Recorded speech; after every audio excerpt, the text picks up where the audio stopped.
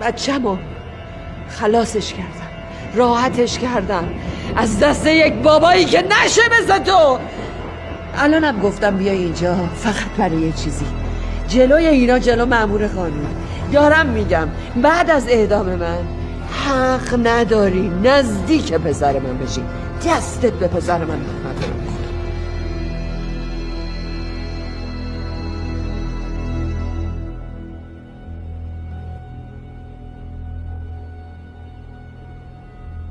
من همون قدری که بلد بودم برات پدری کردم.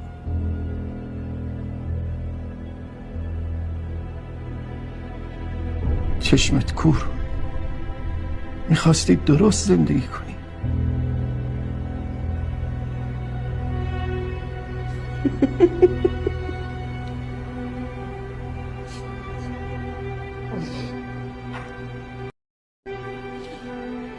نقش بابا رو کی بخواد بازی کنه؟ شما دوست دارین کی بازی کنه؟ یه کسی رو بذاریم بازی کنه که خیلی خوشتیپ باشه. باباها خوشتیپ ترین و جذاب ترین مردای زندگی دختراشونن.